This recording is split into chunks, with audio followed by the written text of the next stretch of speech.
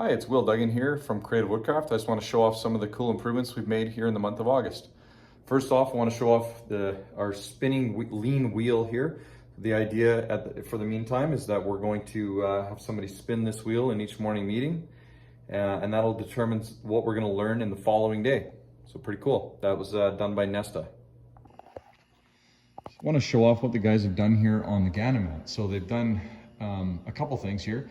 One is they've added this big white panel with the idea that it's an area that we can post some standards up there, any kind of information that, how certain parts will need to get drilled, if there is any consistency or, parts that they're not doing all of the time.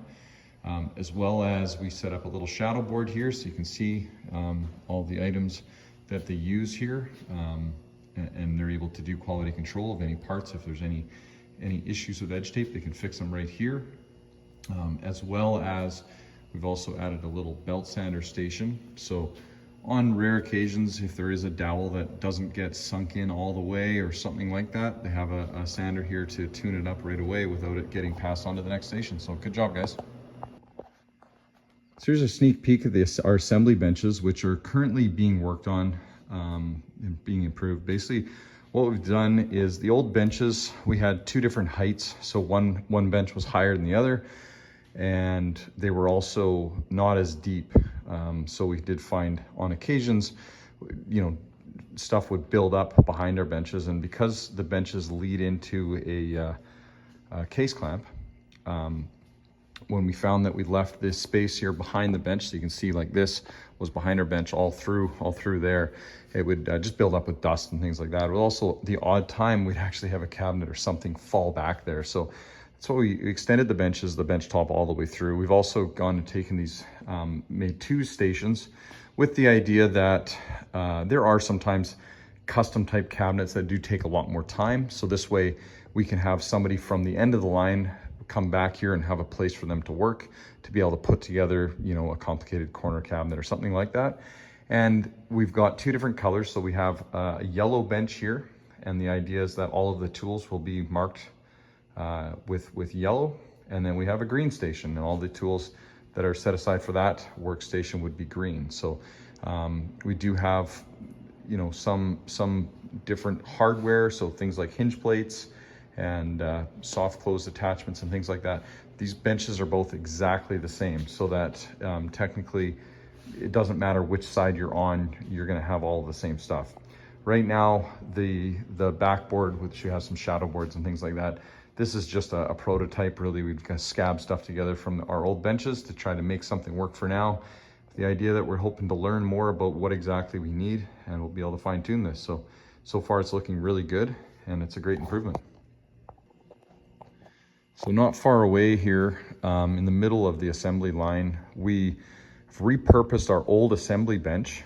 This is the one that was higher, and we're gonna use this here just to for our drawer boxes. So the drawer boxes still go through our case clamp.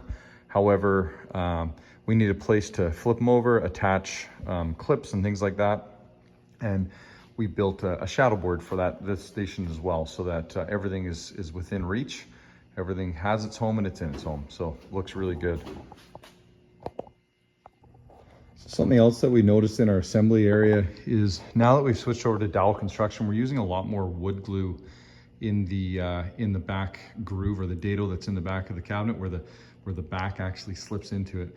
And because of that extra glue use, we find that guys were going to the other end of the shop to fill up glue bottles and stuff like that. So the custom guys have made up a glue refilling station for us right here in the assembly area. So this is just our second unit that's like this. So you can basically just tip it over to fill up your glue bottle really easily. So it looks awesome, guys. So we've done a whole bunch of work here to our shop tool wall. This wall is just all tools that are not dedicated to one particular workstation or anything. They can be used by anybody in the company, anybody, whether you work in the shop or even on site for installers.